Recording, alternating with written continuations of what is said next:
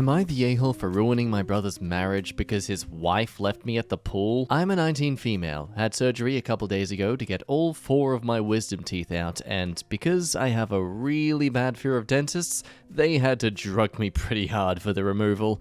Not like laughing gas that wears off really fast, but actual IV medicine, so I was pretty much unconscious during the whole thing. They told me to have a responsible adult drive me to the appointment and back because the meds they gave me would make it dangerous to drive. But my mum was on a work trip and couldn't take me, so I asked my sister-in-law, Bree, 24, not her real name, if she could do it as the whole thing would only take an hour or two. I even offered gas money because the dental office is about 45 minutes away. I would have asked my brother, but he works during the day while Bree is a stay-at-home mum to their 2-year-old daughter, who I think was at Bree's mum's house that day. Bree agreed to take me to my appointment and the surgery went fine. Bree waited in the lobby for me to be done. Came out of anesthesia, I was very disoriented and nauseous, which I guess is normal. I had a gauze shoved in my mouth to stop any bleeding, and Bree took me to her car after I was let go. I don't really remember much of the drive, but it felt like not enough time passed before Bree got out of the car and told me to come with her. I was really out of it and just followed her because the alternative was staying in the hot car. Long story short, we were at a pool? I was really confused, but once we were through the gate, Bree basically parked me at one of those little table benches, said she'd be back in a while. I was still trying not to puke and was really dizzy from the heat, which is 90+ degrees, and the drugs, so I asked her to take me home, but she wouldn't. Guess since it was her day off and she didn't have my niece, she was meeting friends at the pool, I was starting to feel really sick and on the verge of passing out or having a panic attack, so I called my brother. I don't think he could understand me between the meds and the stuff in my mouth because he hung up and I guess called Bree because she came stomping back over, cussing and yelling at me, and took me back to the car. I passed out on the drive home, but when we arrived, my brother had left work and met us in the driveway. He was screaming at Bree and she was crying. I was still pretty disoriented, but my brother took me back home and stayed with me until the meds wore off. That's when he told me he's divorcing Bree because of what she did, plus some other things he didn't go into detail about. It's been a few days since then, and Bree has been blowing up my phone, telling me what a bitch I am and how me tattling destroyed her family. Part of me feels bad because of my niece, and I wonder if I should have just dealt with it and waited for her to be done at the pool, instead of calling my brother and causing problems. What problems, though? What did you do that created a problem other than seek help because you were literally about to pass out and throw up, maybe choke in your own vomit too? You were in a very vulnerable position. Vulnerable, I can intonate. No need to wonder what those other little details the brother was talking about, because sure enough, there is an update for us to dive into. First, thank you to everyone who read the original post and reassured me. It helped a lot, and I understand that my brother's marriage was rocky before Bree pulled the stunt in my original post. I'm not good at Reddit, but my update kept getting deleted, but a ton of folks asked for it, so here it is. I called my bro to check in on things, thank him again, and see how he and my niece were doing, and he told me some things about Bree and why he's divorcing her. I don't think she's cheated on him or anything like a lot of people in the original post thought. At least my brother never said anything about that. But y'all were right about the incident with me being the straw that broke the camel's back, and that I'm not the only victim of Bree being careless. A while back, I guess, my brother came home early from work and found my niece, 2 years old, alone in their house with the front door unlocked. He called Bree 3 or 4 times with no answer, and she came in the front door right before he was about to call the cops. Apparently, she went to the convenience store like a 5-minute drive from their place and left my niece by herself. When my brother yelled at her, she said it was fine because nothing bad happened. And when he said the door was unlocked, she just said she must have forgot and that it wasn't a big deal. Her phone was silenced on the charger in their bedroom, which is why she didn't answer when he called. Bree called him dramatic and told him to stop telling her how to parent, and that niece was fine for 20 minutes while she shopped for dinner stuff. So my brother is taking some time off work to take care of my niece because he kicked Bree out of their house the same day I had my surgery. She is staying at a hotel that the brother is paying for, and he gave her 2 weeks, more like 1.5 now, to find a place before he quits paying for it. He says he's going for full custody because Bree is a danger to my niece and doesn't trust her anymore. She tried to argue when he kicked her out, but he threatened to call the police for what she did to me, which I guess scared her because she left. Sorry it isn't a very exciting update, but that's all the brother would tell me. I think this isn't the first time Bree neglected the niece too, but he said he's doing what it takes to make sure it doesn't happen again. He also said he doesn't think that Bree is completely malicious, but is extremely careless, and doesn't believe her actions affect other people, which is why she can't be trusted not to hurt others by being selfish. And I think that's understandable. The top commenter saying that glad things worked out. Yeah, maybe Bree's not a bad person, but she clearly has a problem making decisions that are so irresponsible that they put other people in danger. I can't blame your brother at all for wanting to end their relationship for the sake of his family's safety. And yeah, that's totally understandable. I think if you've got a 2-year-old child and your partner is doing schmidt like this, you have every right to argue that they're not fit to be a parent. It's a shame it takes you actually having that child and actually raising that child together for you to realize that with someone. It's not always that obvious. But let's move on to another interesting story. This one starts with someone merely asking if complimenting their boss's body is inappropriate or not. And in the comments, we get a little surprise visit from the body themselves. I, 24-year-old male, work as a supervisor at a fast food joint. My former boss, who's 28 female, is extremely attractive. She left due to finding another job. When she first started, we got along fine, but she became quite distant and started acting standoffish towards me. About 2 weeks after she started acting weird around me, she asked the owner of the restaurant to get a new door for the back entrance, as she is quite small and struggled to close the door when she would lock at night. The door was overlapping the hinges at the top. I was there when she asked, and I said, "Hey, maybe it's a good exercise so that you could build up your arms a little, to match your thick thighs." Jesus, dude. She gave me a weird look, and I said that it wasn't meant as an insult. It's that she is in great shape. I don't think we really need to explain to each other how stupid of a comment that is to make. You could have just left it as dumb as saying that it's good exercise. You shouldn't need to exercise at a workplace to do your job. Not unless you're a PT or something. I mean, if you're someone who likes to get fit and stuff, then yeah, it could be a benefit. But I'm not going to carry around a bunch of boxes because it's good exercise. I'm going to use a trolley because it's easier and I get to be lazy. Well, she ignored me and I saw her talking to my colleague, a female supervisor, and they both have been super weird to me since. I don't think I did anything wrong. Am I the a-hole? Now, top comment, obviously you're tar, and if you were my employee, you'd have been fired already for that comment. Totally inappropriate. And here's the most celebrated comment, understandably, being it the person who was insulted. A friend sent this to me and told me to piggyback on the top comment, so here goes. I am the woman in this post. Do you see now? Andrew. 1. Yes, we did get along in the beginning. 2. I don't know what you mean by my potty mouth, as I had only F-bombed a few times,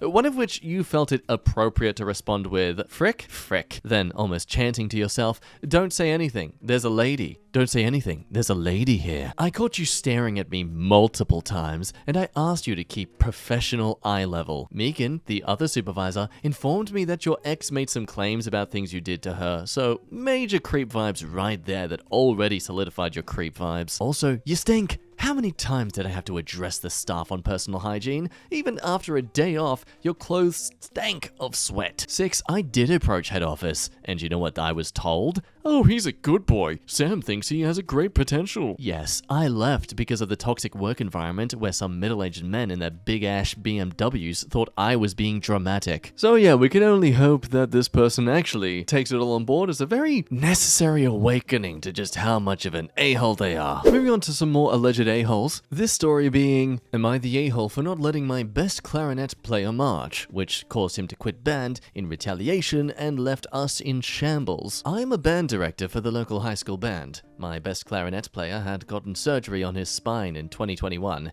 He has scoliosis, and so he didn't get to march that year by orders of his doctor. He understood that well, and instead, he played keyboard in the front ensemble, although in reality, it was really the back ensemble since it was in the back of the field. So this year, his doctor said he could march again. However, our show this year is going to have a lot of visuals, which I think could be difficult on his body, and his doctor had no idea of that when factoring in his judgment on the matter. He came by my office the day of kickoff weekend, a weekend in the first weekend of May where we teach freshmen how to march and review all marching fundamentals. And he told me his doctor said he could march. He asked me whether he needed to stay at the high school for kickoff, where the horn line was, or go to the middle school, where the color guard and percussion were, and that he would prefer to march again this year. I told him I'd email him later, and he responded with a thumbs up and went to lunch. I emailed him later that he was going to be in the front ensemble again because I didn't want him to hurt his back or anything with the hard visuals. I wanted to keep him healthy. He was upset. I learned from a fellow clarinet that he had also intended to try out for the clarinet solo in the second movement of the show. Later that day, I asked the percussion director if he was at the middle school, and apparently he wasn't. So, we start band camp next week, and I have been informed by the other clarinets that he quit in retaliation for me not letting him march. Now, we just lost our best clarinet player, and not only that, but the other two synth players quit too because they had become close with him over the past year, and they decided to join him in quitting. I've been at a loss for words as this is his last year. The assistant band directors are conflicted on the whole thing.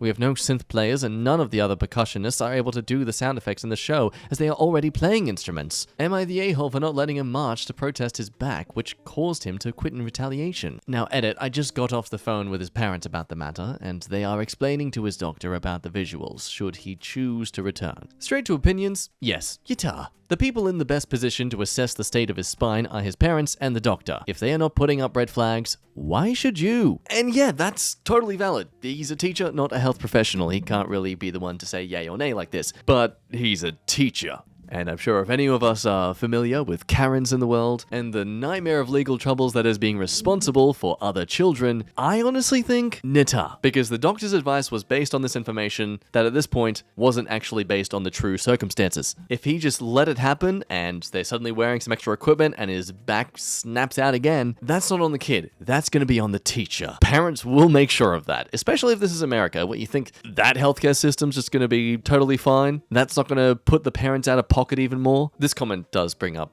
that in a better way than I could. I still think guitar, but I can also totally see how an activity director with a bunch of kids, yes, high schoolers are kids, might still be a little worried in this situation. It's not necessarily that they think they know more than the doctor, it's that they're aware of the specifics and are nervous that something might have gotten overlooked. They're concerned about losing their job, liability, etc. I get it. I think it's intellectually dishonest not to understand that. So here's the obvious compromise. Well, it seems like you're probably good to go, but just for everyone's peace of mind, can you submit this list of particulars to your doctor? I'll fast track you back on board as soon as he says yes. It should literally take one 5-minute phone call and everyone rests easy. And there's actually a few people who have to agree on this idea. This person even having a personal account of this sort of liability issue. All that considered, I can't blame you. Sorry to all the others saying you are an a-hole, but my mother was a business education teacher who took kids on a lot of competition trips.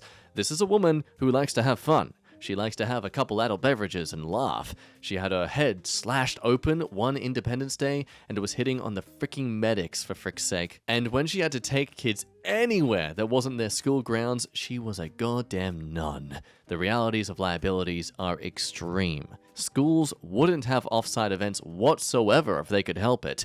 The penalties she's talked about with teachers and chaperones who've only slightly gone outside of the rules are sickening. If these kids were adults who could choose their own fate, sure, you're an a-hole. But these are kids who may be doing some schmidt that could frick with the rest of their lives.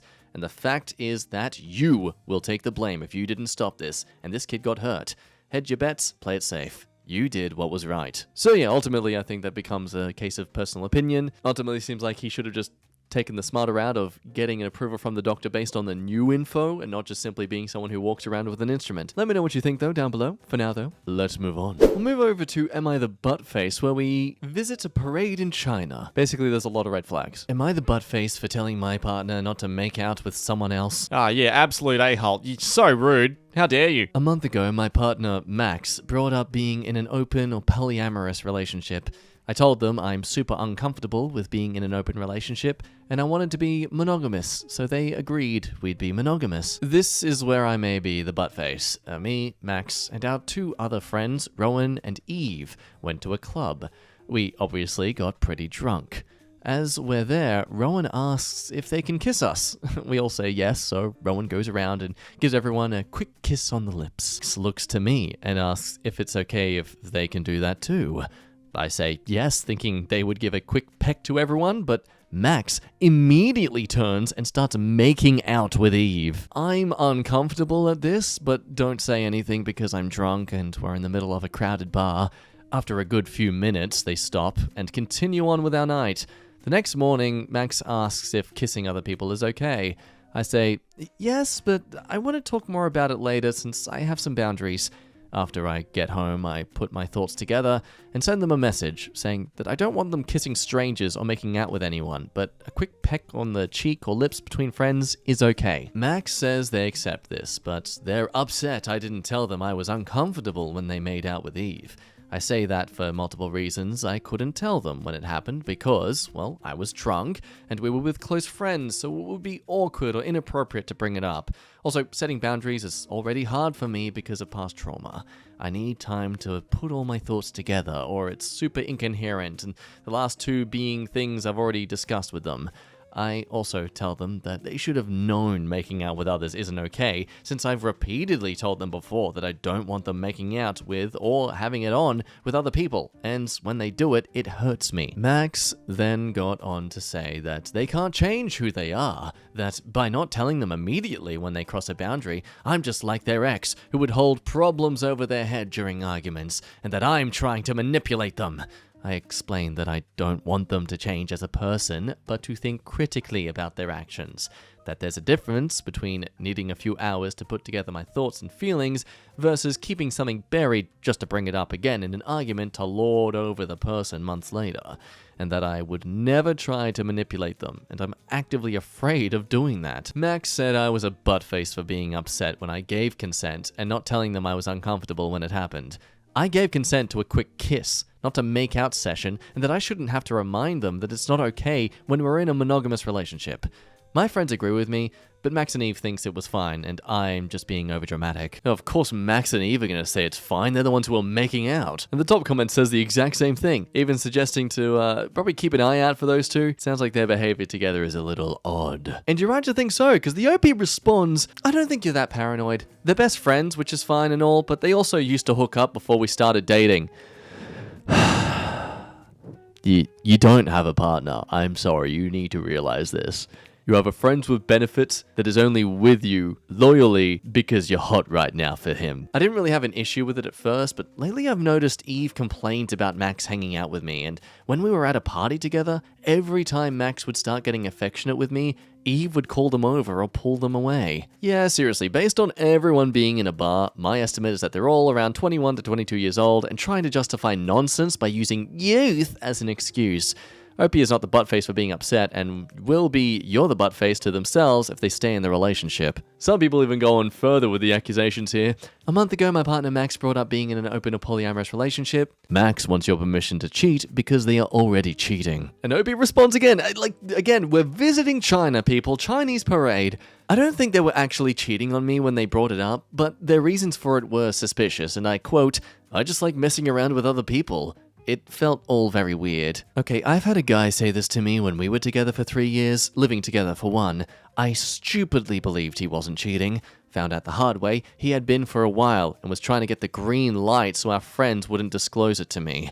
I've seen it happen over and over again throughout my 20s. You deserve better. So yeah, take that, ignorance how you will. But let's ditch the red flag parade and go visit where the red flags are made, the factory themselves, because this person is creating their own red flags. Am I the buttface for wanting to start a friends with benefits relationship with a friend of mine once her relationship is over? I love the confidence of that. Once. I want to keep it brief, so just a quick summary of what happened till now. We both met about 4 years ago. She is 3 years younger than me. She is gorgeous, and we always enjoy doing stuff together.